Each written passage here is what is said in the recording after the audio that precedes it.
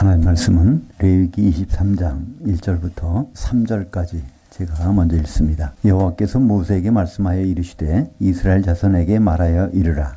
이것이 나의 절기들이니 너희가 성회로 공포할 여호와의 절기들이니라. 엿새 동안은 일할 것이요 일곱째 날은 쉴 안식일이니 성회의 날이라. 너희는 아무 일도 하지 말라.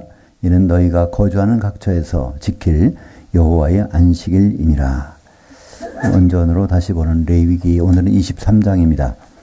23장은 7개의 절기가 나와 있는데요. 세 부분으로 나눠서 오늘은 1절부터 14절까지를 보겠습니다. 예수님의 사역의 7 그림자, 절기들 첫 번째로 제목이 되어 있는데요. 구약에서 나온 절기는 신약 성경 골로새서 2장 16절과 17절에 보면 예수님의 그림자라고 되어 있습니다. 그래서 이것은 실체는, 몸은 그리스도의 것이니라.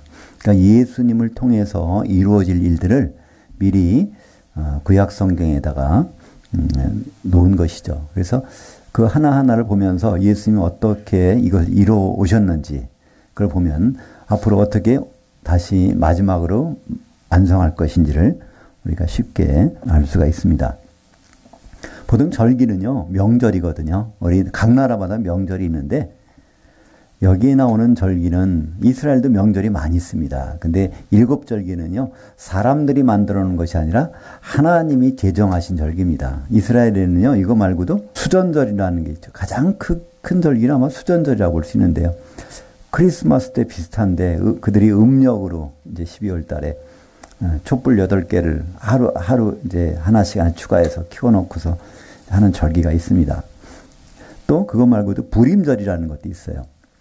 에스더서에 보면 마지막 죽을 고비에서 그들이 넘기고 그래서 불임이라는 것은 이제 제비 뽑는다는 뜻인데 하나님이 이제 그걸 특별히 선택을 하셔서 죽을 고비에서 살려내셨다는 걸 기념하는 절기인데 그거는 사람들이 만든 절기입니다.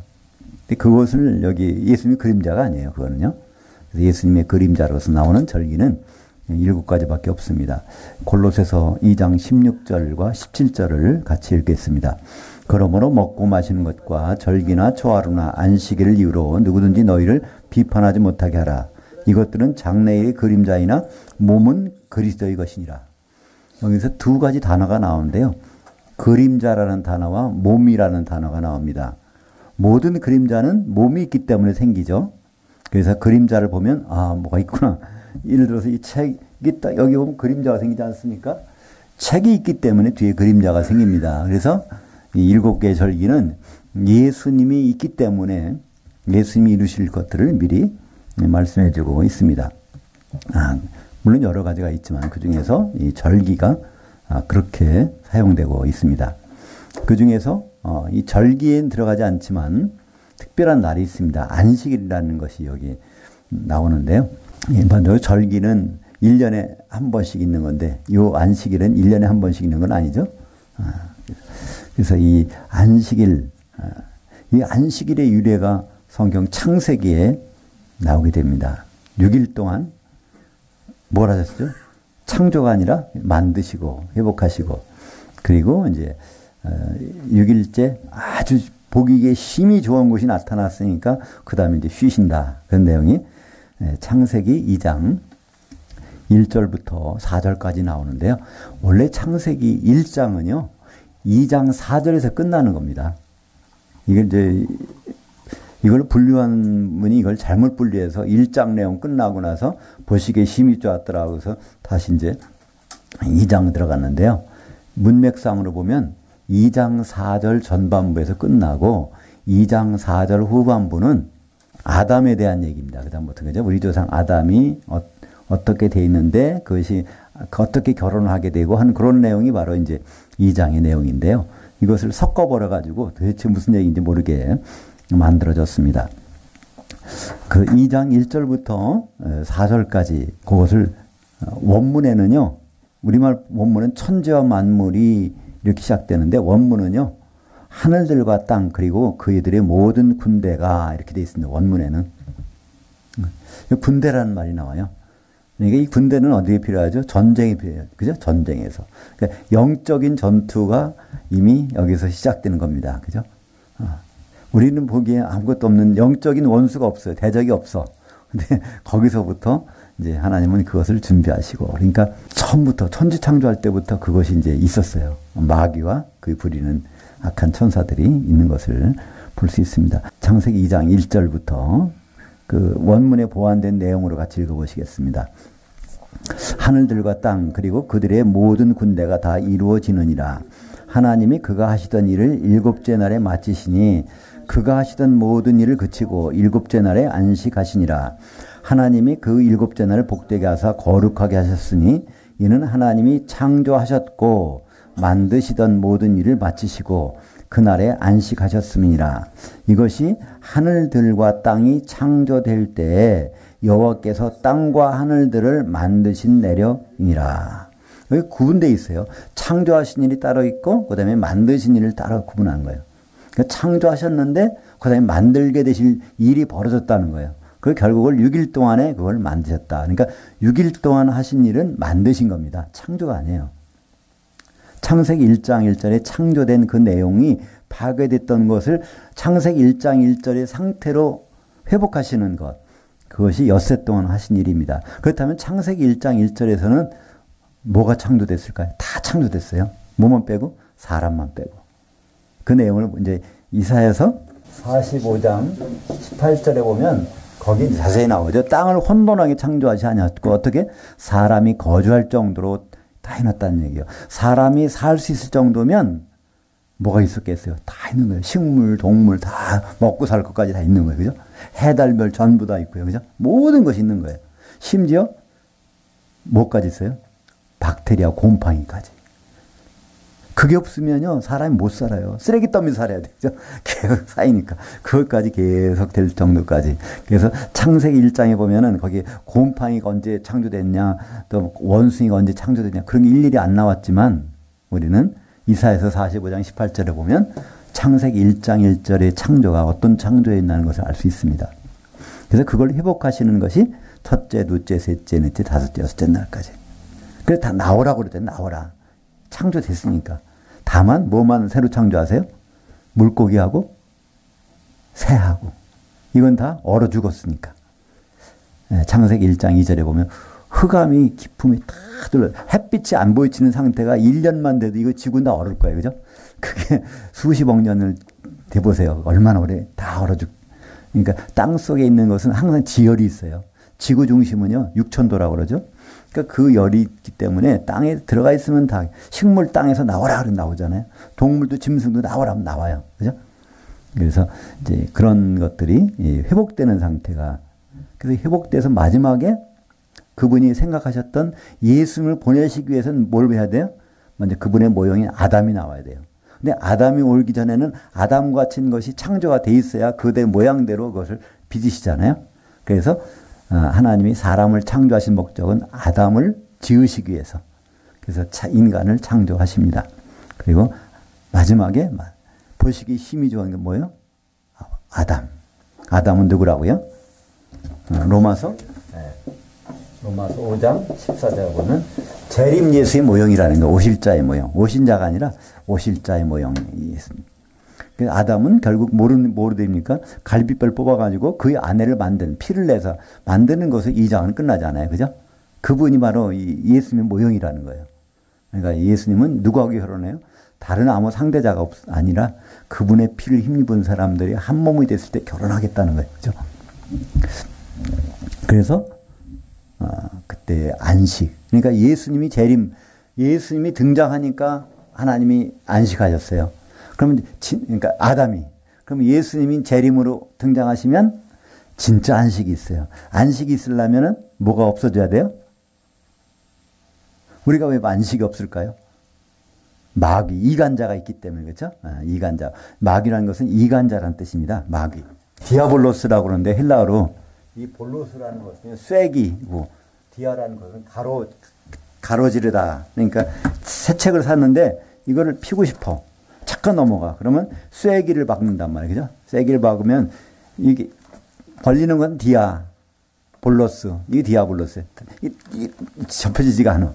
하나 될 수가 없단 말이에요. 마귀는 바로 이게 이간시키는 겁니다. 하나님과 인간 사이를 이간시키고, 우리 사람과 사람 사이를 이간시키고, 또 우리 영혼과 육체를 자꾸 이간시켜서 머리 생각대로 몸이 움직여지지 않는 거예요. 자꾸 시간이 지나면 지나서 우리 몸은 사탄에게 속하는 거예요. 그들이 지배를 받는 거예요. 그러니까 내 생각, 내 영혼과 육체가 움직여야 되는데 손은 이걸 잡고 싶은데 손이 다른 데로 가, 자꾸만. 왜 자꾸 이간돼서. 왜냐면 마귀는 어떤 걸 받았어요? 창세기 3장 14절에 보면 종신토록 흙을 먹을지니라. 결국 우리의 육신은 그들의 소유가 되도록 하나님 작정하셨어요. 그러나 우리는 여기 살고 있는 거지. 이사 갈 집이 있잖아요, 우리는. 그래서 이사 가면 그만이에요. 그때까지만 사는 거죠. 그때까지 우리가 할 일을 하고 있는 것입니다. 그래서 아담이 등장하자마자 안식하시듯이 그 그림자입니다. 예수님이 재림하시면 마귀가 1000년 동안 무적행이 들어가 있으니까 그때는 진짜 안식이 있는 것이죠. 그래서 그 안식일이 나오는데 하나님 엘로힘, 하나님의 이름이 뭐라고 그랬죠? 여호와. 물론 이 발음을 야훼라고도 하고 여호와라고도 하는데요. 그 이름이 어디 등장하는지 아세요? 창세기 2장 4절에 등장합니다. 사실은 1장이 마지막 2장 4절이라고 그랬죠? 여호와란 뜻은 내가 여호와다. 여호와가 뭐라고 그랬죠? 출애굽기 3장 14절에 보면 한번 볼까요? 창세기 3장 14절. 하나님이 모세에게 이르시되 나는 되게 하던 되게 할 자이니라. 또 이르시되 너는 이스라엘 자손에게 이같이 이르기를 나는 되게 하던 자로서 되게 할 자가 나를 너에게 보내셨다라. 근데 우리말 번역은 스스로 있는 자라고 하면 스스로. 그거는 번역이 그렇게 될 수가 없는 번역이에요. 되게 하다는 그 된다고 하는 하야라는 동사가 사역형이 돼가지고 되게 하는 거예요. 그것이 히브리 말은 뭐가 있다고 하죠? 미완료와 완료가 있어요. 미완료. 미완료라는 것은 과거 진행형 아니면 미래예요. 그러니까 여기서 에흐예라는 말은요 미완료거든요. 그러면 스스로 있는 자란 말이 될 수가, 스스로 있는 자는 현재잖아요. 이렇게 번역하면 안 되는 거예요. 그럼 과거에 되게 하시던 분인데 앞으로 되게 할 자 이렇게 번역해야 되는데, 그죠? 뭘 되게 하셨다는 거예요? 바로 6일 동안에 원상태로 회복하셔. 그러면서 난 여호와라는 거예요. 그래서 여호와란 이름은요 창세기 2장 4절이 나옵니다. 난 창조해놨는데 그 창조해놓은 것을 다시 원상태로 회복하는, 만드는 그래서 나는 여호와다. 그 선언이 어디 나와요? 창세기 2장 4절에 여기 등장합니다. 그래서 창세기 1장에는 여호와가 한 번도 안 나와요. 6일 동안 이것을 회복하신 그 상태에서 그래서 나는 여호와다. 그래서 출애굽기 12장에 모세에게 얘기해 줄 때 너 애굽에 가서 내가 보냈다 하라 그랬더니 모세 그러잖아요. 그럼 하나님 누가 보냈다고 하니까 그랬더니 이제 하나님이 나 여호와가 보냈다고 해라. 이렇게 하는 거예요. 그 여호와라는 뜻의 이름을 설명해 주는 거예요. 나는 되게 천지를 창조하고 그것이 파괴됐을 때 그걸 되게 회복했던 그 내가 이제 너희들을 이렇게 애굽 땅에 보냈다가 다시 가나안 땅으로 데려갈, 그분이 널 보냈다고 하라면 그들이 알아들을 거라는 거예요.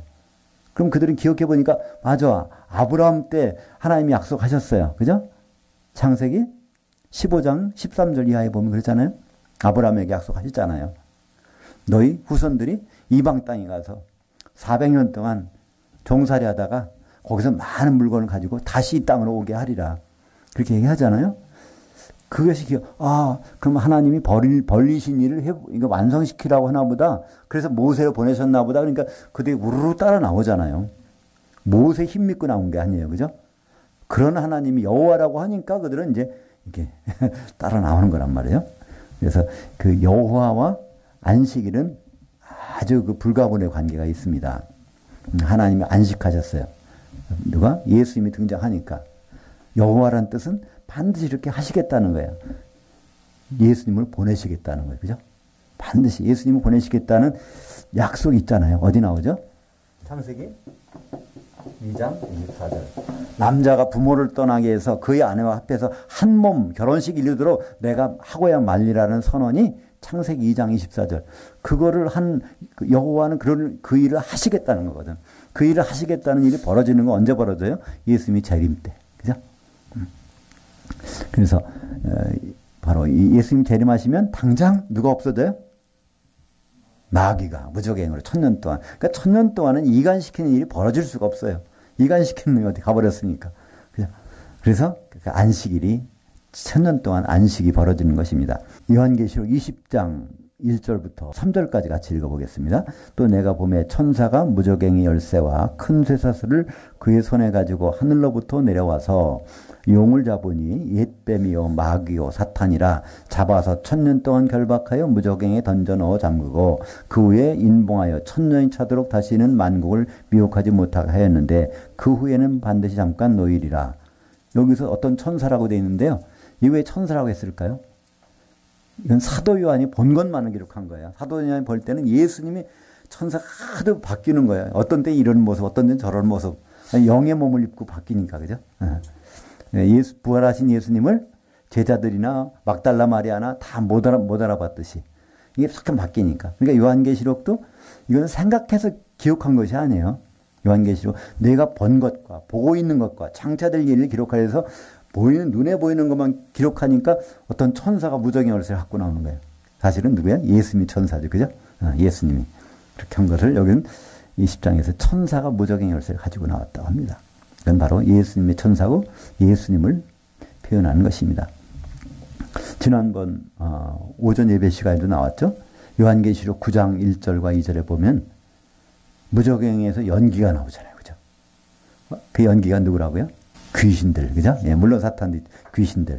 왜냐하면 귀신들이 무적행을 들어가 있으니까. 무적행이라는 게 연기가 나와. 근데 사도 요한은요, 그거를 귀신이라고 기록할 수가 없어요. 눈에 보이는 것만 기록해야 돼요. 그래서 연기라고 기록한 것입니다. 귀신들인데, 마찬가지로 여기서 어떤 천사가, 여기 관사가 없어요. 정관사가 없어. 그러니까 봤던 천사가 아니야. 새로운 모습을 한 예수님 모습을 한 천사가 무적행 열쇠를 가지고 딱 나왔단 말이죠. 4절을 보겠습니다. 같이 읽죠. 이것이 너희가 정한 때 성회로 공포할 여호와의 절기들이니라. 첫째 달 19날 저녁은 여호와의 유월절이요. 여기 처음으로 첫 번째 절기 유월절이 등장합니다. 1월 14일 날. 1월 14일 날. 그러니까 정월 대보름입니다. 근데 우리 달력하고는 차이가 있죠. 우리 음력은 요거보다 한 달을 플러스. 우리 달력으로 하면 음력 2월 14일이죠. 그죠? 그날 저녁이 6월절. 근데 6월절이니까 저는 그 전에 그렇게 생각했어요. 6월절이면 5월 다음에 6월인가? 그죠? 7월 전인가? 생각하는데 이 2월은 그게 아니죠. 예. 건너뛴다는 거죠. 죽음의 사자가 그 집을 건너뛰었죠. 출애굽한 그 전날 밤에 죽음의 사자가 애굽의 모든 데 장자를 다 죽일 때 어린 양의 피를 바른 집은 다 건너뛰어서 그것을 기념하는 절기. 그래서 죽음의 사자가 건너뛴 것을 기념하는 절기. 이것이 출애굽기 12장 3절과 6절을 같이 보죠. 너희는 이스라엘 온 회중에게 말하여 이르라. 이달 열흘에 너희 각자가 어린 양을 잡을지니 그 가족대로 그 식구들을 위하여 어린 양을 취하되 이달 19날까지 간직하였다가 해질 때 이스라엘 회중이 그 양을 잡고. 여기에 이제 19날이 나옵니다. 근데 여기서 하나가 유념할 게 있어요.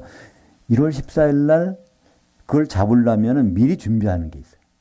언제요? 닷새 전에 1월 10일 날 이 양을 잡아야지. 그래서 집에다 갖다 놓고 이거를 보는 겁니다. 흠이 있으면 안 되니까. 흠이 있는 거. 이것이 바로 예수님도 마찬가지로 6월절 십자가에 달리시기 바로 닷새 전에 이분이 바로 6월절 어린 양이요 하는 것이 정해져야 돼요. 간택식이. 근데 아무도 그걸 해주는 사람이 없어요. 근데 예수님이 베다니에 들어가시잖아요. 요한복음 12장 1절, 2절, 3절을 같이 보겠습니다. 6월절 엿새 전에 예수께서 베다니에 이르시니 이곳은 예수께서 죽은 자들 가운데서 살리신 나사로가 있는 곳이라. 거기서 예수를 위하여 잔치를 할새 마르다는 일을 하고 나사로는 예수와 함께 앉은 자 중에 있었더라. 마리아는 지극히 비싼 향유 곧 순전한 나드 한 근을 가져다가 예수의 발에 붓고 자기 머리털로 그의 발을 닦으니 향유 냄새가 그 집에 가득하더라. 여기 6월절 엿새 전이에요. 그러면 하루가 빨라. 닷새 전이야 되는데. 근데 잔치는 언제 벌려져요? 거기 보니까 그날 저녁에 잔치가 벌려졌어. 그 잔치는 보니까 말이 잔치지 이거는요 런치가 아니에요. 데이프논이에요. 유대인들은 점심과 저녁이 달라요. 만찬이. 점심은 아리스톤. 이게 점심이에요. 런치. 저녁은 디너는 데이프논. 마태복음 22장에 보면 혼인잔치 벌여놓고 다 불러 모이잖아요. 그때 잔치는 오찬, 점심에 불러놓고. 그 다음에 저녁에는 뭐 예복을 입어야 거기 들어갈 수 있어.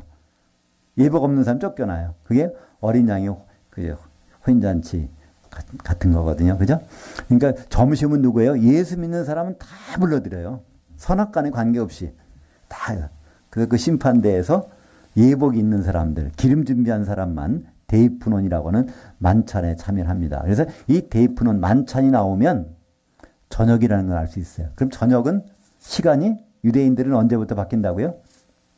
저녁 해질 무렵 6시부터 바뀌어요. 보통. 그죠?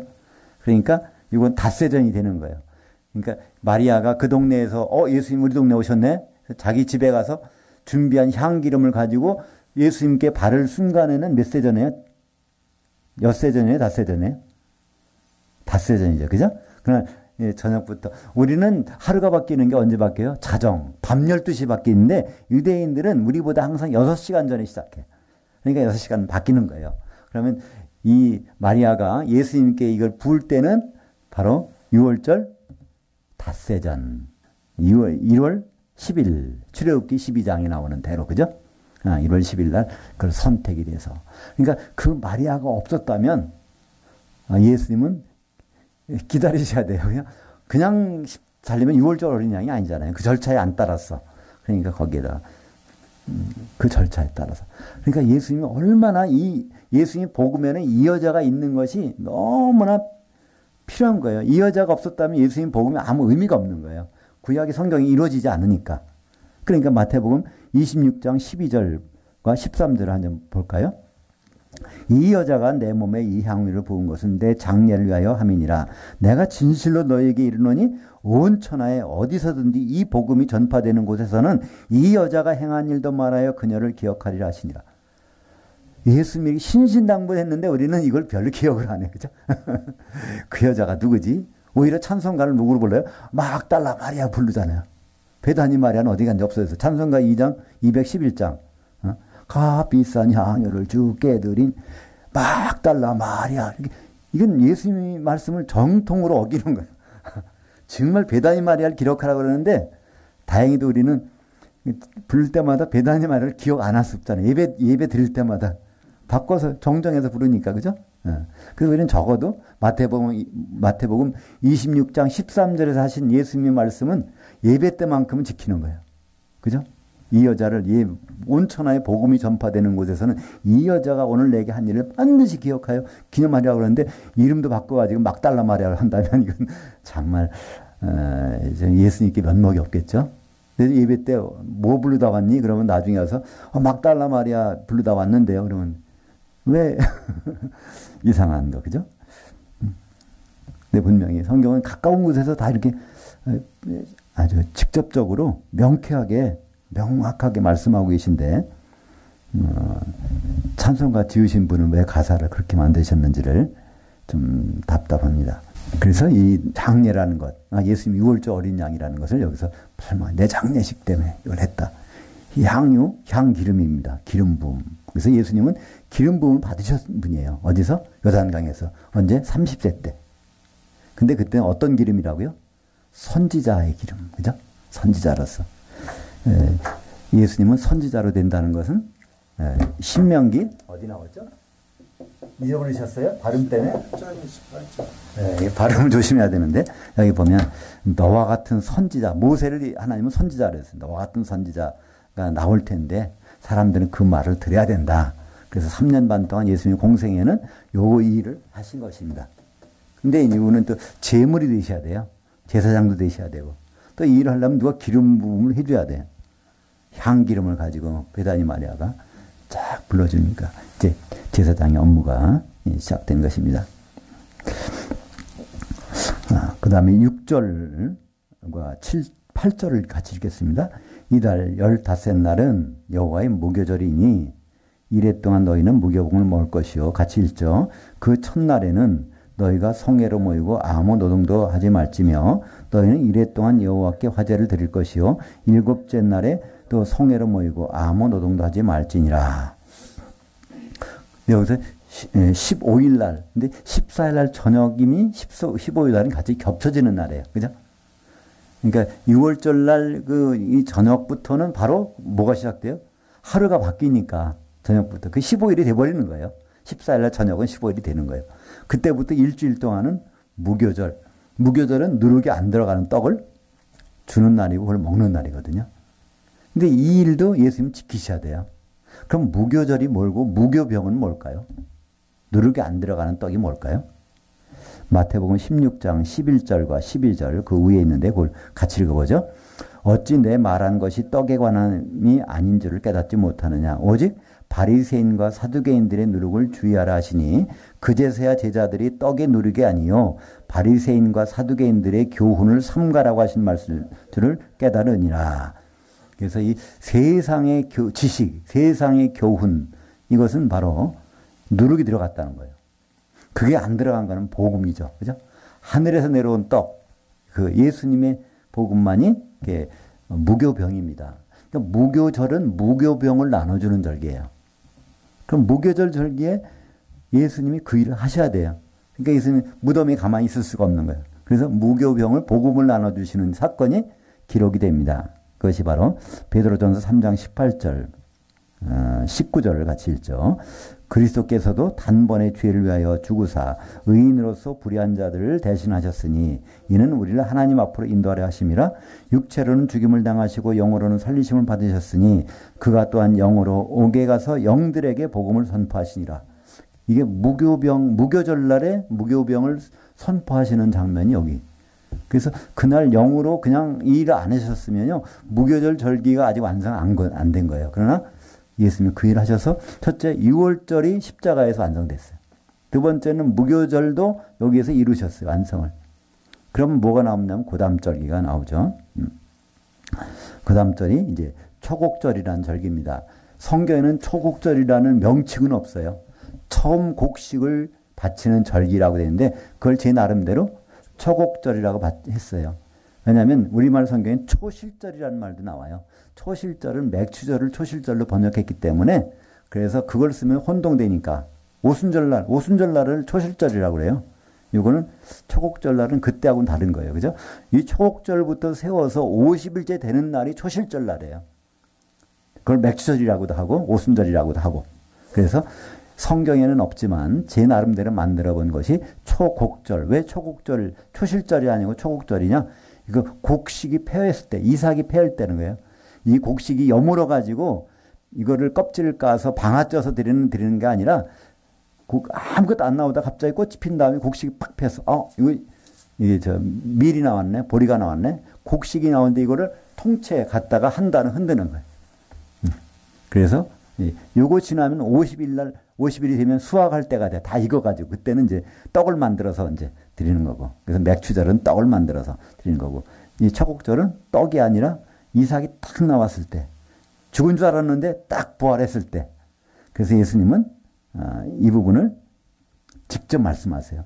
그러니까 이 초곡절을 이루시기 전에 예수님 하신 말씀이 있어요. 그래서 요한복음 12장 24절 볼까요? 내가 진실로 같이 읽죠. 내가 진실로 너에게 이르노니 한 알의 밀이 땅에 떨어져 죽지 아니하면 한 알 그대로 있고 죽으면 많은 열매를 맺느니라. 근데 내 초곡절을 완성시키시겠다는 거예요. 에 떨어져 죽으면서 이게 곡식이 딱 펴면서 이게 원래 하나만 나오는 게 아니라 곡식 여러 개가 쫙 나오는 거죠. 씨를 씌우면 이거 알맹이들이 알곡들이 많이 나오잖아요. 첫 번째로 쫙 나오는 거. 그것을 이제 예수님은 미리 말씀하셨습니다. 요한복음 12장도 십자가 지시기 바로 하루 전에 하신 말씀이에요. 그러고 나서 십자가를 지시는 거죠. 그렇기 때문에 예수님이 그 십자가 지시고 하신 날은 굉장히 여러 가지 사건이 있었어요. 유월절, 무교절, 그 다음에 초곡절. 그러니까 이것이 하루에 벌어질 일이 아니에요. 우리는 어떻게 생각하죠? 금요일 날 십자가 달리시고 주일날 새벽에 부활하셨다 하는데 그거는 성경과는 전혀 맞지 않은 내용이에요. 근데 왜 그런 일이 벌어질까요? 성경이 맞지 않은 내용이. 그것이 바로 성경 번역이 제대로 안 돼서 그렇습니다. 대표적인 예가 마가복음 16장 1절과 2절 보겠습니다. 그 안식일에 자녀가 지남에 막달라 마리아와 야고보의 어머니 마리아와 또 살로메가 가서 예수께 바르기 위하여 향품을 사다 두었다가 그 안식일 들후 첫날 매우 일찍이 해돋 들 때에 그 무덤으로 가며. 여기 안식일이 두 번 나와요. 그러니까 첫 번째 16장 1절에 그 안식일이 지남에, 여기는 그 안식, 큰 안식일이에요. 어떤 안식일이에요? 오늘 읽은 레위기 23장 7절. 그 첫날에는 너희가 성회로 모이고 무교절이 시작되는 첫날, 이것이 바로 안식일이에요. 그때는 아무 노동하지 말라는 얘기는 안식일 지키라는 겁니다. 그죠? 그래서 십자가에 지신 날, 그날 저녁 6시쯤 되면은 그때부터는 큰 안식일이에요. 정규 안식일은 매주 한 번씩 돌아오는 것이 정규 안식일인데, 이거는 명절날 첫날 일어나는 일, 그거 큰 안식일이에요. 그때 안식일에는 시체 만지면 절대로 안 돼요. 시체를 그냥 매달아 놔도 안 돼요. 큰일 나. 그러니까 예수님이 십자가 달리셨는데, 이거 오늘 저녁부터 이거 안식일 되니까 이거 하나님 말씀 안 어기려면 저분이 계속 안식이 지날 때까지 살아있으면 괜찮아요. 시체가 매달리지만 않으면 되니까. 근데 혹시라도 그분이 시체가 돼갖고 안식일 중에 있다 그러면 그거를 내야 되는데 내릴 수도 없고 만질 수도 없고. 그러니까 빨리 그들이 어떻게 해요? 빌라도에 찾아가서 병사 2명 데려다가 데려와서 그걸 확인해가지고 빨리 처치를 하려고 그런 일이 벌어집니다. 그래서 예수님은 수요일 날 십자가에 달리셨어요. 그리고 이제 그날 저녁부터 이제 한 안식일이 지났는데, 이 큰 안식일 동안에 무슨 일이 벌어지니까 그때 아무 할 일이 없어. 근데 예수님 십자가를 달리실 때 그걸 쳐다보는 여자가 있었어요. 누가 쳐다봤어요? 거기 보니까 마가복음에 3명이 나와요. 막달라 마리아, 야고보의 어머니 마리아, 살로메, 3 여자가 봐요. 막달라 마리아는 갈릴리에서부터 쫓아온 여자예요. 그 야고보의 어머니 마리아는 누굴까요? 네, 예수님의 어머니. 이 바로 앞에는 뭐라고 하면 야고보와 요셉의 어머니라고 나왔어요. 예수님의 남동생이 4명인데 야고보, 그다음에 요셉, 시몬, 그리고 유다.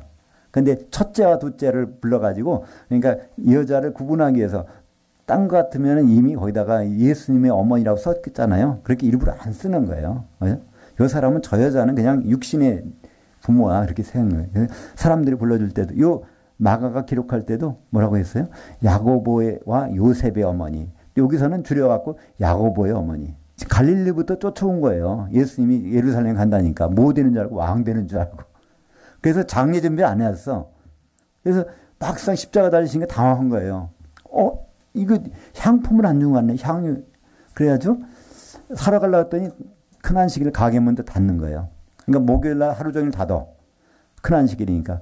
그러면 금요일 날 가서 향품을 사다가, 이거 나오잖아요. 가서 향품을 사왔어. 그 다음에 이제 그날 저녁부터, 금요일 저녁부터 토요일 저녁까지는 정규 안식일이에요. 매주 들어오는. 그때도 꼼짝 못 해요. 그러니까 그거 끝나고 나서 토요일 저녁에 가려고 그러는데 너무 늦었어. 주일날 새벽에 가보니까 이미 다 끝났어요. 근데 그들은 이걸 들고 가서 시체에 발려주려고 걱정하잖아요. 누가 돌문을 옮겨줄까? 우리는 여자로 힘이 없는데, 한마디로 뭐예요? 부활을 안 믿은 거예요. 이 마리아는요, 막달라 마리아도 마찬가지지만 너무나 믿음이 없는 사람으로 성경에 등장을 시켜놔요. 이렇게 믿음이 없다는 거예요. 그죠? 가나 혼인잔치에서도 그렇고, 또 여기서도 그렇고, 계속해서, 예수님을 따라다니다는 거예요. 가나 혼인잔치 뭐 볼 일이 벌어지나, 무슨 일이 벌어지나 궁금해서 따라가서 본 거지, 예수님은 그게 아니란 말이에요. 그죠? 한마디로 예수님은 한 번도 자기 어머니를 어머니라고 부른 적이 없다. 한 번도 없다. 누구를 어머니라고 부르겠느냐? 내 뜻, 하나님 아버지 뜻대로 행하는 자가 바로 내 어머니가 된다. 저 사람은 내 어머니가 아니라는 거예요. 그래서 여기 안식일이 두 번 나옵니다. 거기 2절에 보니까 그 안식일들 후, 그러니까 지금 큰 안식일이 지나고 이제 가게 가서 금요일 날 가서 이제 낮에 향품을 사다 놓고 그다음 이제 정규 안식일 지나가지고 그 안식일들이 두 번이 지나매. 그래서 16장 2절에 보면 안식일들 복수입니다. 이거를 우리말 성경에는요 단수로 번역해 놨어요. 그러니까 금요일 날 들어가시고 이제 안식일 다음에 부활했구나 이렇게 우리는 생각하게 만들어진 것이 번역 하나가 안 돼서 이것만 안식일이 두 번 있었다. 큰 안식일이 있고 사이에 평일이 있었고 그다음에 정규 안식일이 있다는 것만 제대로 번역해 놨으면 누구든지 예수님 십자가에 수요일 날 날리시고 그날 저녁에 무덤에 들어가셨다가 72시간 후에 요나의 표적같이 밤도 3번 낮도 3번 그러면 토요일 저녁이면 그게 끝나잖아요. 그죠? 수요일 날 저녁에 무덤에 들어가셨어. 그럼 목요일 저녁, 금요일 저녁, 토요일 저녁 72시간 후에 그때 나오셨단 말이에요. 그러니까 주일날 새벽에 가보니까 이미 거기 아무것도 없죠. 그죠? 그래서 그 절차대로 이것이 뭐 때문에 그 절차가 나와요? 오늘 초곡절에 보니까 그 절차가 나옵니다. 9절에 보니까 9절, 10절, 11절까지 같이 읽겠습니다. 여호와께서 모세에게 말씀하여 이르시되 이스라엘 자손에게 말하여 이르라. 너희는 내가 너희에게 주는 땅에 들어가서 너희의 곡물을 거둘 때 너희의 곡물의 천이삭 한 단을 제사장에게로 가져갈 것이요 제사장은 너희를 위하여 그 단을 여호와 앞에 기쁘게 받으심이 되도록 흔들되 안식일 이튿날에 흔들 것이며 그랬어요. 이 안식일이 정규 안식일, 그죠? 큰 안식일이 아니라 정규 안식일 날 곧 지나서 흔들라는 거예요.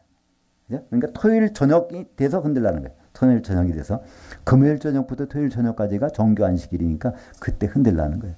이 흔든다는 건 뭘까요? 그걸 요제라고 그래요. 흔들리면 살아난 거예요. 부활을 뜻하는 겁니다. 죽으면 흔들리질 않아요. 살으면 흔들려. 곡식단을 흔든다는 것은 이분이 하늘의 미랄이 땅에 떨어졌다가 이제는 살아나서 부활했다는 거예요.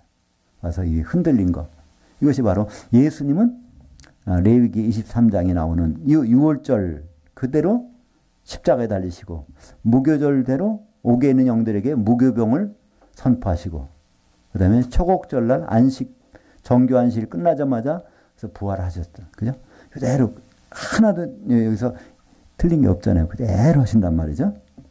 근데 유대인들은 이것을 아는 사람들인데도 불구하고 거기에 관심이 없어요. 그래서 고린도전서 15장 23절. 그래서 이 부활이라는 것은요. 이 죽은 몸이 부활하는 건 부활이 아닙니다. 이 몸은 버리고 영의 몸으로 부활하는 것이 부활이거든요. 영의 몸으로 첫 번째 부활하신 분이 예수님. 두 번째는 우리가 그분 재림하실 때. 세 번째는 천년왕국이 지난 다음에 그때 심판받으러 부활하는 사람들. 그 순서가 제대로 나와 있는 것이 고린도전서 15장 23절과 24절. 그걸 머리에 좀 기억하시고 한번 읽어보시죠. 고린도전서 15장 23절과 24절. 그러나 각각 자기 차례되리니 먼저는 첫 열매인 그리스도요. 다음에는 그가 강림하실 때 그리스도에게 속한 자들이요. 그 후에는 마지막이니 그가 모든 통치와 모든 권세와 능력을 멸하시고 나라를 아버지께 바칠 때라. 천년왕국을 이제 끝내고. 그러니까 여기 딱 나오죠. 예수님이 첫 번째 부활하셨어요. 그다음에 그분이 강림하실 때 이제 우리 그리스도인들이 거기에 두 번째. 그다음에 세 번째는 그 나라 천년왕국이 끝나고 나서 이제 백보자 심판 때.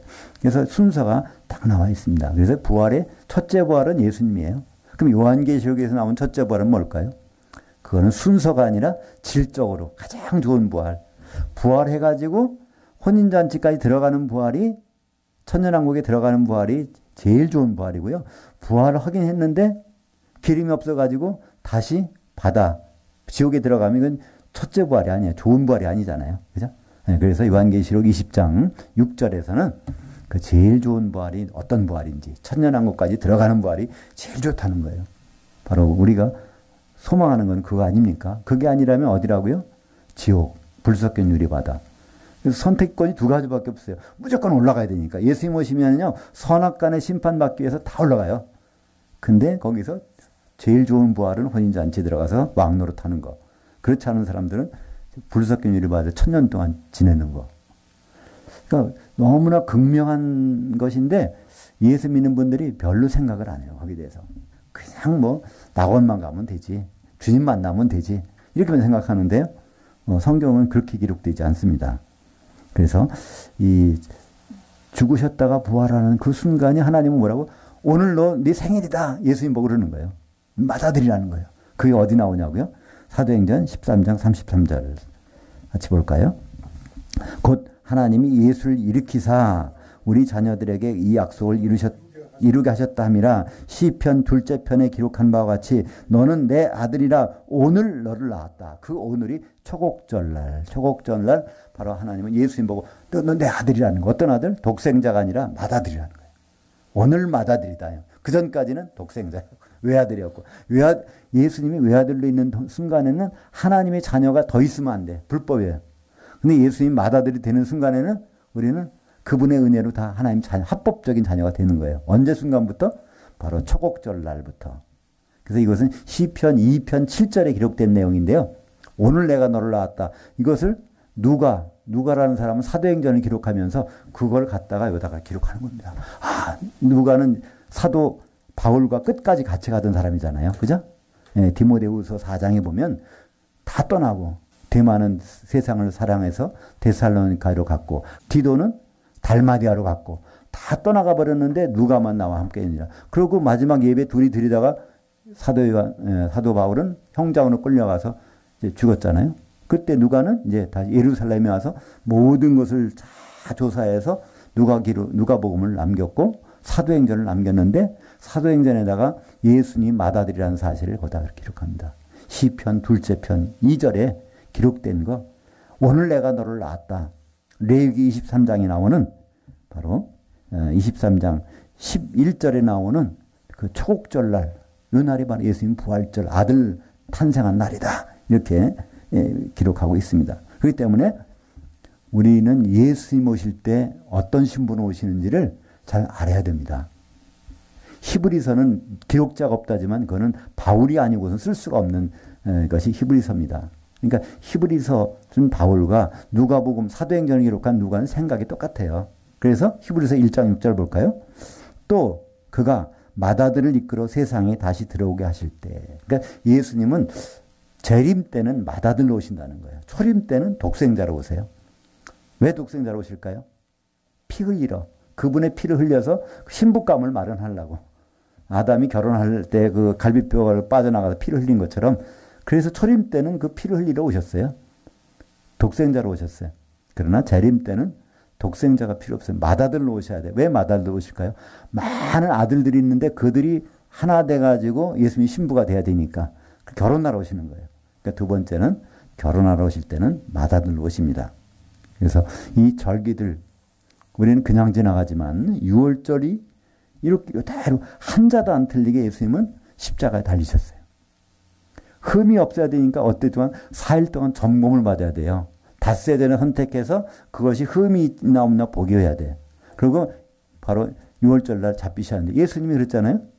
닷새 전에 베다니 마리아가 기름을 바른 다음에 그 다음부터 어디 가요? 예루살렘에 가서 흠이 있나 없나 조사하는 거죠. 누가? 율법을 담당한 사람들, 제사장들, 서기관들, 바리새인들 그들이 다 예수의 흠집을 잡아보려고 하지만 흠이 하나도 없어. 흠이 없는 분이 그분을 누가 선언해요? 빌라도가 그러잖아요. 이분에게서는 내가 죄를 찾아볼 수 없도다. 그러면 십자가 달잖아요. 그러면 십자가에 달릴 때 죄인만이 달리는 건데 그건 누구 죄인가요? 우리 죄잖아요. 그래서 2월절 어린 양이고 그러고 나서 그 기간 동안에 시작되는 무교절이 시작돼야 돼요. 그 무교절 완성. 옥에 있는 영들에게 무교병을 나눠주시고 셋째 날 초곡절 날 탄단으로 살아서 흔들리신 거예요. 흔들려갖고. 그래서 초곡절 부활하신 그러니까 이 초곡절을 의미는요 대단히 중요합니다. 그분이 부활하신데 우리가 보태드린 거 아무것도 없잖아요. 근데 우리는 그 영향을 받는 거예요. 어떻게? 하나님 자녀 되는 권세를 누리게 돼서 그분이 맏아들 되는 순간에 이걸 성경에서는 은혜라고 합니다. 우리가 하나님 자녀 되는 것은 우리의 노력이 되는 것이 아니라 그분의 순전한 은혜입니다. 누구? 그리스도의 은혜. 예수님을 보내주신 것은 하나님의 아가페의 사랑. 그리고 그분의 은혜. 우리가 하나 되는 것은 성령으로, 성령의 교통하심, 성령 안에서 우리가 서로 하나 되는 피가 한 피가 흐르는 거죠. 그래서 성령의 교통하심이 있게 되는 것이죠. 기도하겠습니다. 하나님 아버지 감사합니다.